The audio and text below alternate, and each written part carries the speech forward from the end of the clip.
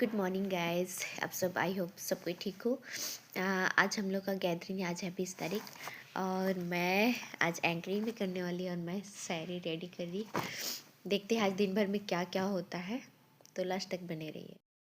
देख सकते हैं हम लोग कैसे यहाँ पर हम लोग डेकोरेशन किया है। सभी लड़कियों की फ़ोटो भी डाली है। ये हमसे जूनियर है और अभी देख सकते हैं प्रोग्राम स्टार्ट हो गया है। स्वर्गदूत ने कहा, यीशु मरियम को अपने घर लाने से ना डरे, क्योंकि मरियम के गर्भ में जो पुत्र पल रहा है वह पवित्र आत्मा से है। वह परमेश्वर का पुत्र कहलाएगा। यूसुफ ने कहा, जैसे आपकी आज्ञा, जैसा आपने कहा मैं वैसा ही करूँगा। और स्वर्गदूत वहाँ से चला जाता है। फिर कुछ दिनों बाद धीरे धीरे मरियम का जन्म देने का समय निकट आने लगा। तभी यूसुफ और मरियम को नामांकन कराने के लिए बेथलेम नगर की ओर जाना पड़ा। बेथलेम पहुंचते ही मरियम को बच्चे देने का समय आ गया और उनके पास बच्चे को जन्म देने के लिए कोई जगह नहीं थी। यूसुफ ने मदद के लिए दरवाजा खटखटाया।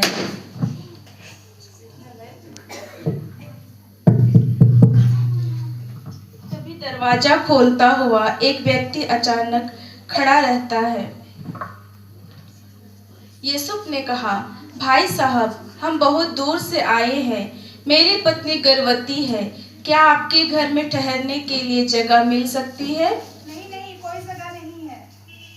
तभी यूसुफ मरियम को लेकर दूसरे दरवाजे खटखटाते हैं। यूसुफ ने कहा, सुनिए भाई साहब, बहुत रात हो चुकी है और मेरी पत्नी गर्भवती है। क्या आपके घर में हम एक रात गुजार सकते हैं? नहीं, यहाँ कोई जगह नहीं है। फिर यूसुफ तीसरी बार दरवाजा खटखटाता है और एक आदमी बाहर निकलता है। यूसुफ ने कहा, भाई साहब, आपके पास एक रात रुकने के लिए सराय हमें मिल सकता है? व्यक्ति ने कहा, हमारे घर नहीं है, पर गांव से दूर एक गौशाला है, वहां रुक सकते हैं।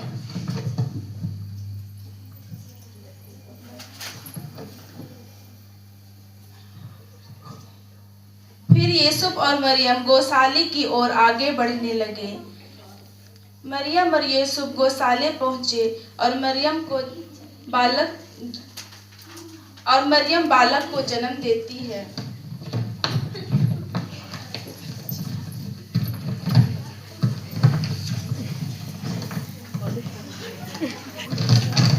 देते हैं।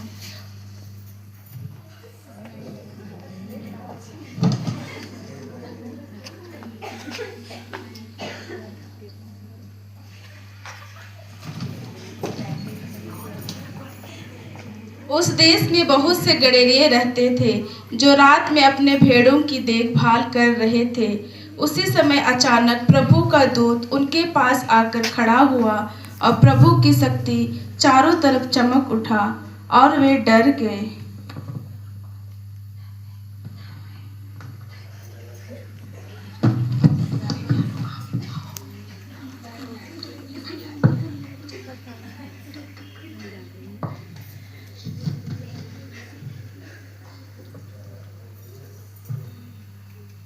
स्वर्गदूत ने कहा, मत डरो।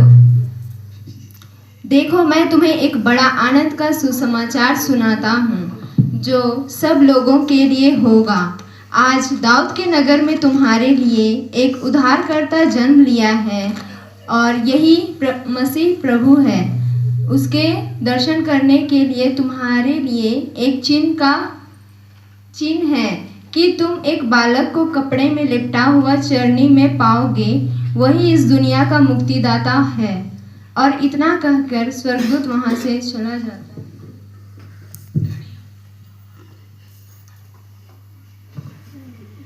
गड़ेरिया बोले, वाह वाह, ये तो हमारे लिए बड़े आनंद का सुसमाचार है।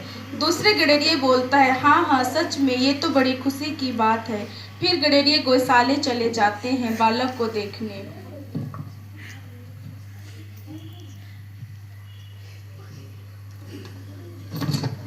इसके बाद 3 ज्ञानी राजा हेरोद के पास जाते हैं, उसे दंडवत करते हैं।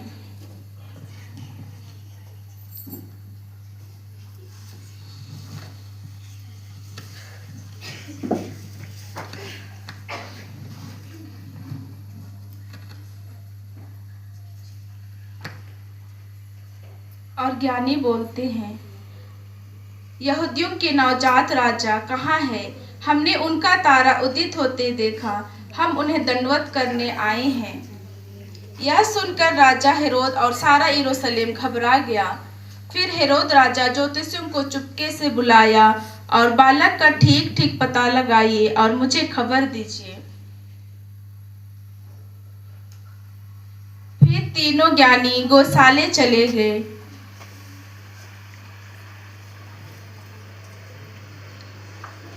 फिर तीनों ज्ञानी गौशाले चले गए और बालक को चरनी में और कपड़े में लपेटा देखा और उसे साष्टांग प्रणाम किया। फिर अपना अपना संदूक खोलकर उन्होंने उसे सोना, लोबन और गंधरस की भेंट चढ़ाई।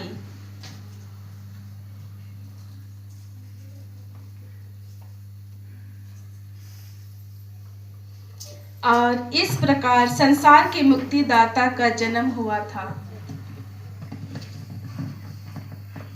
यीशु जन्म लिया है, मसीह जन्म लिया है। संत डिंडा मरियम से यीशु जन्म लिया है, मसीह जन्म लिया है। लिया लिया लिया लिया रे यीशु राजा जन्म लिया, लिया रे मसीह राजा जन्म लिया। लिया लिया लिया लिया रे यीशु राजा जन्म लिया, लिया रे मसीह राजा जन्म लिया।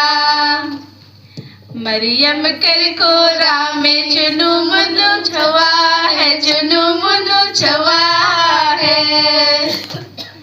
मरियम कर कोरा में चुनु मुनु छवा है, चुनु मुनु छवा है।